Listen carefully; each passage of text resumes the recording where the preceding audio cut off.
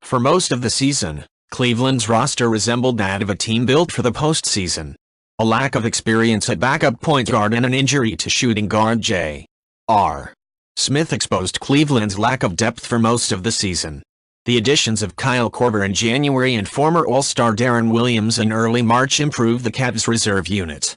Now with Korver and Williams set to enter free agency, GM David Griffin faces the challenge of rebuilding the bench with limited resources. While Cleveland has Korver's bird rights, re-signing the 36-year-old comes at a significant cost because the Cavaliers are a repeater tax team. Cleveland would likely have to use part of its $5.2 million tax mid-level exception for Williams. If both players leave, Cleveland would have the tax mid-level exception and minimum contracts to use.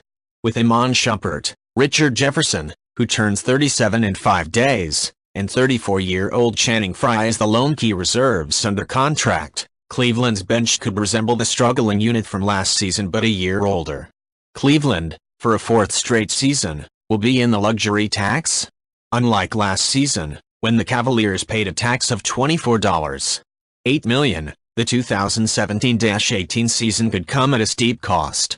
Because Cleveland was in the tax the previous 3 seasons and already with $125 million in salary, $4 million above the tax, it will be considered a repeater tax team in 2017-18.